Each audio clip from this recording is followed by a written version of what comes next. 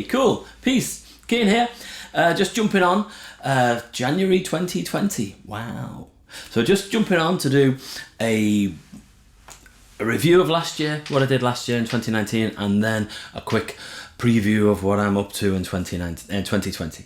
So here we go. Cool. So in 2019, probably if you followed me, you'll know that it was the epic year of the Comfortable Skin album. Yes, the Comfortable Skin album. I love it. It is a fantastic piece of work. It's the best album that I've put out so far, but it was a chore, if we say that. It was meant to be out in May 2019. I have no problem saying that and say that I had an epic fail on not getting it out in May. Everything and anything just got in the way. Life got in the way, computers got in the way, mixing, my head, not liking the songs got in the way, everything got in the way. At least it wasn't 13 years like between Boston's albums. But yeah, it was meant to be out in May. It came out on Boxing Day 2019, so December the 26th, 2019. I love it. I think it's the best piece of work I've done so far. It's got 10 new songs on there, all in the country rock country sort of vein that I write. I love the album. There's some amazing songs on here. It's on CD. I've done a limited number of CDs, so hopefully I can sell those. You can buy it. There's a link down here at my Bandcamp account or somewhere along down here. Come along and get a copy. It's fantastic. I'm really proud of it. There's some great songs on there. The 3 singles that I've put out to date, Another Day Gone, Weather in Heaven and Pocket Dreams. Fantastic songs. I'm really, really happy with them. 2 of my favourite songs that I've written so far, Weather in Heaven and Pocket Dreams. Really, really, really proud of those songs. But there's other songs on here that I'm really proud of. Obviously I wrote them, so I am, but no, like What Would I Say and Rise were 2 songs that gave me a lot of hard work in the studio, a lot of things to do, but I'm so glad that I took the time with them. The album could have been ready for May, for mixing in May, so it probably would have been released in June, July, but I was rushing and I didn't want to rush it. So I took the decision to stop and to give myself more time with the songs and more time to get it right, which was the right thing to do. It's difficult to do. As an independent artist, it's difficult to do because you want to get that done and get on to the next, get this promoted, try and get some revenue in for it.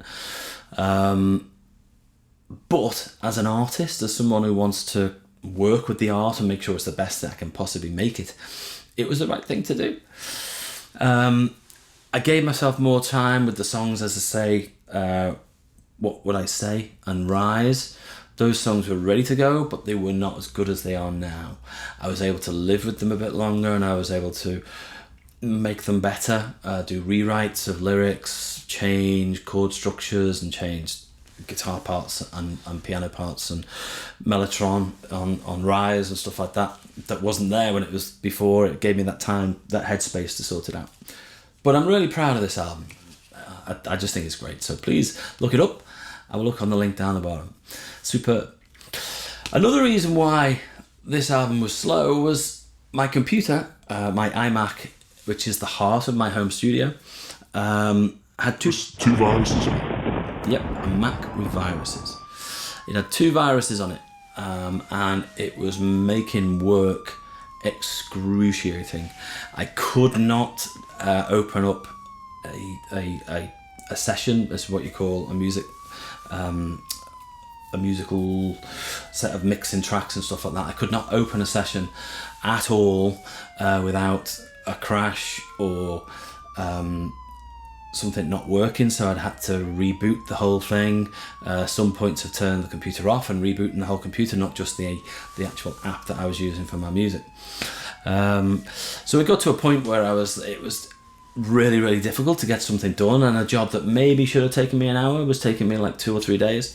So I've spent a lot of time on the phone with Apple support, a lot of time trying to get my Mac back. I sorted out. The computer's working now, which is great. So that means that I can move forward.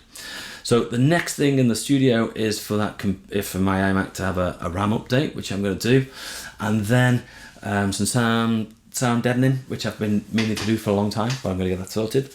But then in the middle of January, beginning of February, I'm going to be here back in my studio, the Tone Shack, for album number 4. I haven't got a clue what I'm doing with it yet. I haven't looked at the tracks that I'm going to use. I haven't looked at the direction of what I want to do. I did go through a process last week of collating all the songs that are on my iPhone. I haven't got it with me at the minute, but all my songs that are on my iPhone, which that's where I use as my ideas pad. There was 19 ideas on there, 19 songs. Some of them half done, some of them just ideas, some of them like just a line or so. But there's 19 ideas that are floating around from there. And then I also need to consult and look at my list of songs that I've built up over the years. My last look at it, I think it was up at 150 songs or song ideas. They're not all finished. So I've got to figure out what I'm going to do. It will be the same genre, the same idea as what I write, which is classic rock, rock country, 2 rock for country and 2 country for rock. So it's going to be along those lines. So that's going to be another album. I'm not going to say when it's going to come out because I'm not falling into that trap again.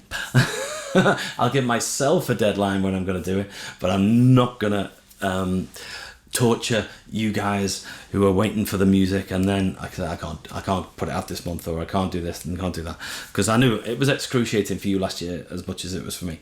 So I am also looking at next year at putting a band together for my music, not a covers band, but for doing music, the Kian Sparks band, or Kian Sparks and the band or something.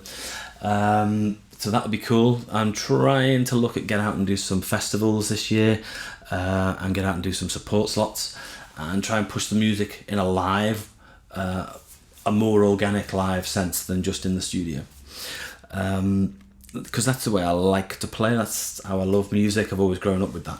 But it's not easy. It's not easy as an independent artist to go out and play live, because most of the time a lot of venues want covers, and then if you are playing a venue that wants live original music, it's very low pay, or you're traveling and stuff like that. So I'll have to figure out how I do it and how I sort things out with that. But I do want to get out and play some of the songs live, not just live in here. Talking of live in here, I am going to be going back on to Facebook or YouTube, I don't know which one yet, to do the live sessions every Tuesday, starting this week, I think. So the 7th, Tuesday the 7th, I'll be back on live either on Facebook or YouTube. I'm trying to build my YouTube channel this year, so it possibly could be YouTube later in the year once I've got a little bit more happy with it. But it'll probably be Facebook this week. And so keep an eye out for the notifications on Facebook and Twitter for those live shows. And I'll hopefully see you in a virtual way, hanging out in my studio. And I'll play some songs for you and we can have a chat and get to know each other, which is what it's all about. So thanks for all your support last year. And thank you in advance for all your support this year. Please have a look and see if you want to buy the Comfortable Skin album. Dun, dun, dun. Woo. It is the best album so far. So I'll see you again soon. Thanks for all your support and have a great 2020.